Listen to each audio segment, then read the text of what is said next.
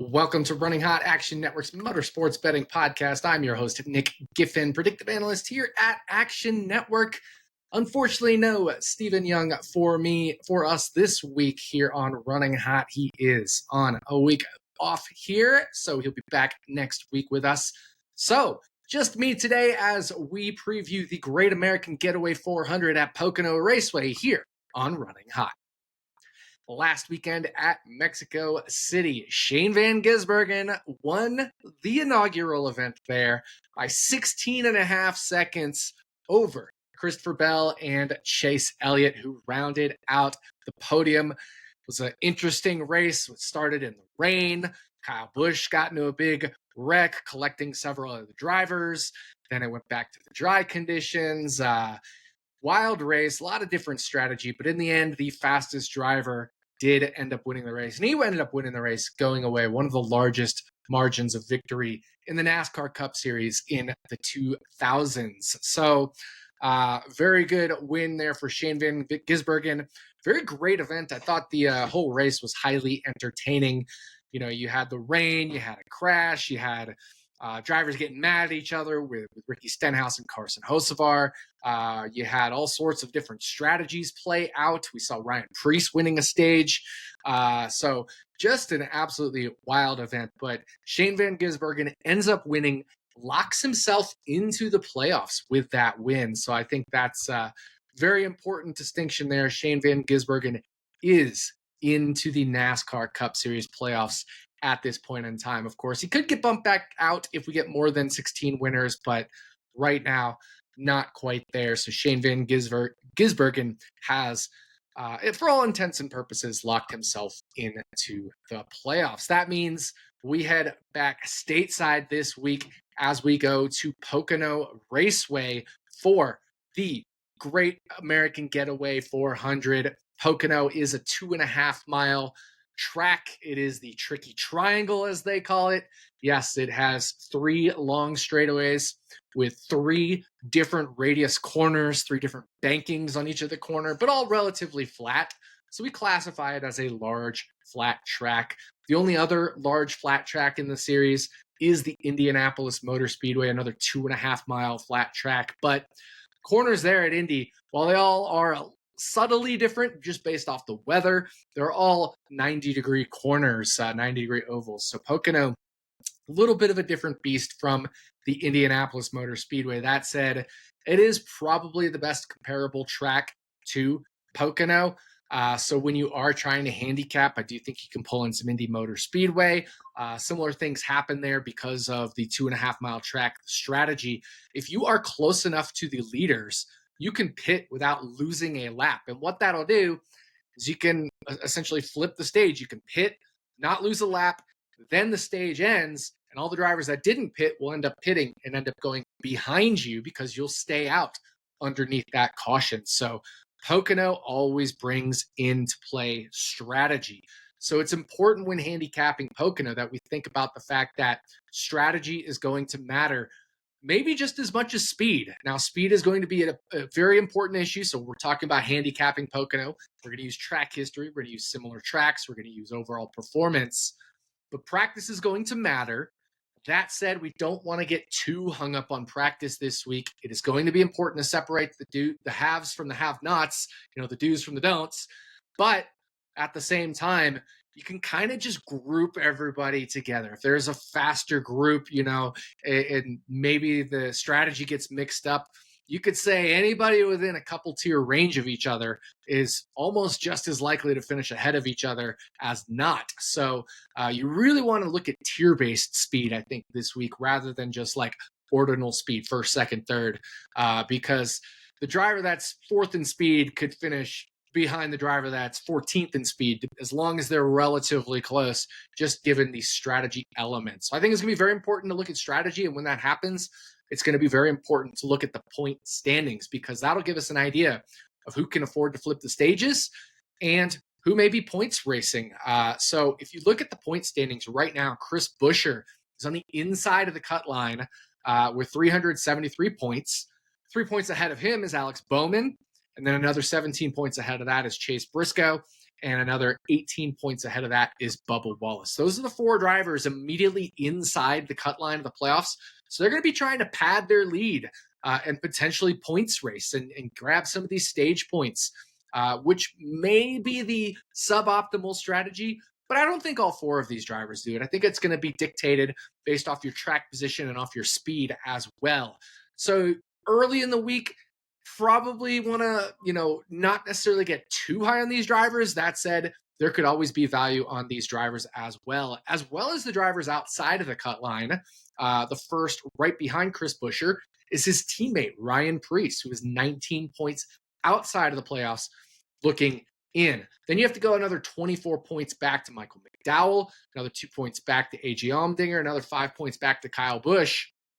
Probably these guys are thinking win and in mode for McDowell, Allmendinger, and Kyle Busch, whereas Ryan Preece theoretically could still point his way in.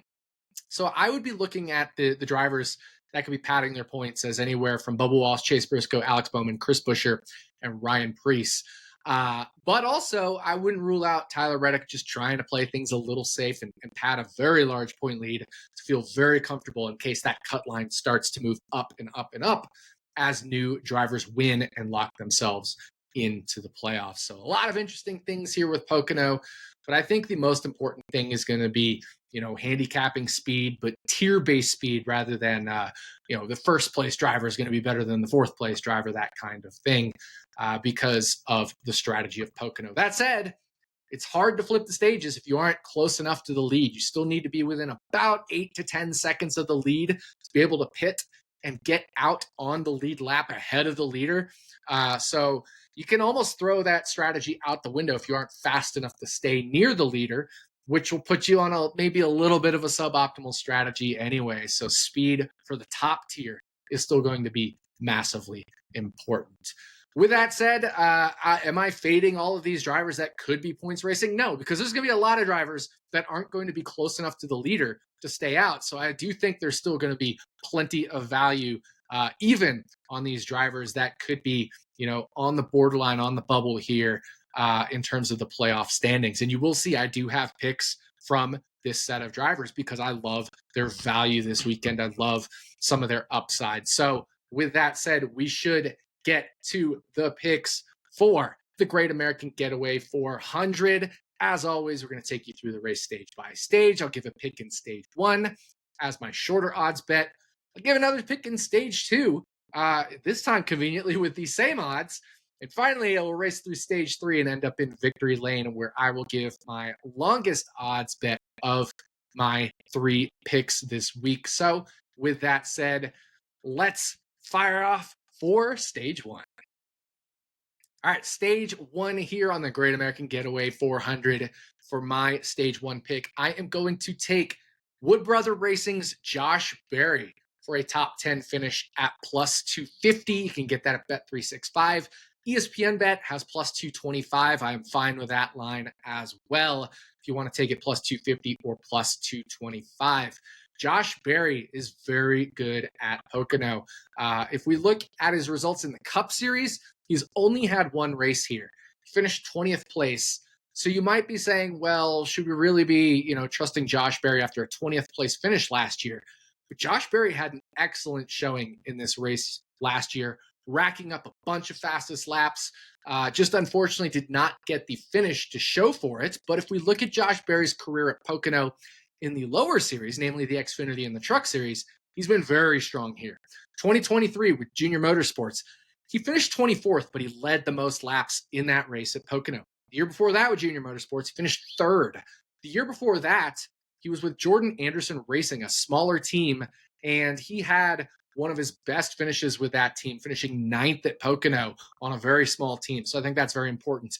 And then if we look also in 2021 in the Truck Series, he was with Rackley War, and his second best finish of the year with that team came at Pocono. So putting it all together, Josh Berry has had a very strong track history at Pocono.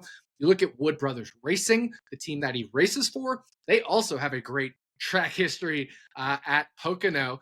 Ryan Blaney got his first career win when he was with Wood Brothers Racing, and that came at Pocono in 2017. If we look at Paul Menard, 11th place at Pocono. If we look at Matt DiBenedetto, 6th place at Pocono. We look at Harrison Burton, 8th place at Pocono. These are drivers that are equal to around, maybe in the DiBenedetto Menard range, to potentially worse with Harrison Burton than Josh Berry. And so Josh Berry, on the level of some of the best drivers that have run for this team, and at a very good track for him, and a track that's also very good for this team. So I love getting Josh Berry for a top 10 finish, plus 250 or plus 225 as my stage 1 pick. So with that said, we will refuel, get some new tires, and fire off for stage 2. All right, second stage, like I said, pretty convenient that we have similar odds here to stage 1. I'm going to another top 10 bet at those odds of plus 250. And I'm going to take one of those drivers that I talked about that, potentially could points race their way in. But because I do think the cut line is going to move up, it is going to move further and further away from Ryan Preece to be able to point race his way in. So this team does need to think about being on the race winning strategy and trying to win a race here. So Ryan Preece for a top 10 finish at plus 250 is what I like this weekend. And again, just like Josh Berry, Ryan Preece, Pocono actually is a pretty good track for him. If you were to look at his finishes in the next gen era of the Cup Series at Pocono, he's run here twice, and he finished 30th and 31st, 2 DNFs. But that's not indicative of how he actually ran. And if we go back as far as 2021, when he was with JTG Doherty Racing, a much smaller team, he finished 8th at Pocono on a small team. So it shows he is capable of running here very well in the Cup Series, even with smaller teams. And now he's on RFK Racing, which is just coming off a fantastic race at Pocono last year with both Brad Keselowski and Chris Buescher putting up some serious speed at the track. Now, Ryan Preece himself, kind of like Josh Berry, if we go back to the lower series, he has a very good track record at Pocono. 2019 with Junior Motorsports, he finished 4th. And then if we go into the truck series, he had a 2nd place finish in 2022 with David Gilliland Racing, which was his 2nd best finish of the year for that team in the truck series. So I definitely think Ryan Preece is a driver that outperforms his equipment a little bit at Pocono and outperforms his average track, right? If I look at my track quality metric, he's at around a plus 2% in the Cup Series. In the lower series, he's more like plus 5%, 6% versus his average track. So add in the RFK equipment. And I think Ryan Preece is going to be a driver that has borderline top 10 speed. You add in the little strategy shakeup, that kind of thing. Maybe we get a late restart. Ryan Preece plus 250, a little too long for a top 10 finish. I have him closer to 35%. So right around that 2-1 number. So I love getting plus 250 here on Ryan Preece for a top 10 finish. So that's my stage 2 pick here on Running Hot. We're going to drive all the way through stage 3, drive into victory lane as we cross the finish line, take the checkered flags, and go into victory lane. So my victory lane pick for Pocono, unfortunately, only available at one sportsbook right now, but I have very big value on this bet, and that is Alex Bowman. For a top 5 finish, you can get that 5-1 at DraftKings. Now, I haven't found that price anywhere else other than DraftKings. So this is a DraftKings only play as of right now. But Alex Bowman, I have closer to 23, 24-ish% to finish inside the top 10.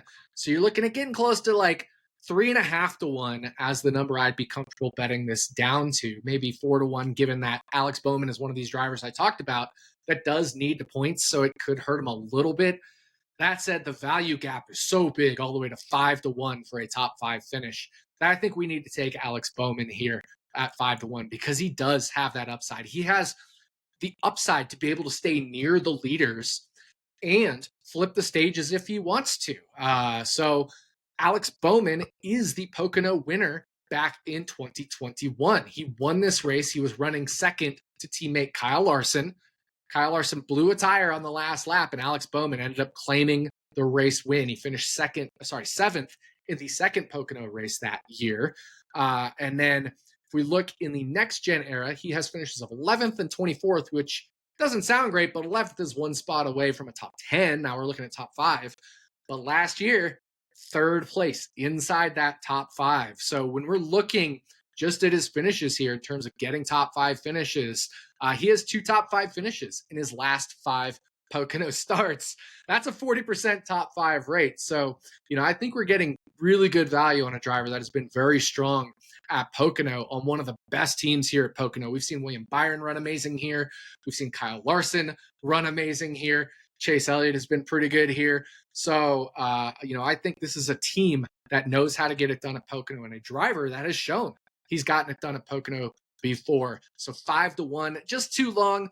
Like I said, I have about plus 350 is fair. I think I'd be a little conservative given the strategy element. Maybe play this down around plus 400, plus 425, which again isn't available anywhere else other than DraftKings. But if you see this line move, I think it's still good at DraftKings down to around plus 425. If you want to get a little greedy, plus 400. So Alex Bowman, a top 5 finish, 5-1 at DraftKings is my victory lane pick for Pocono. So that is going to do it. Thank you for listening to the Great American Getaway 400 episode of Running Hot, Action Network's Motorsports Betting Podcast.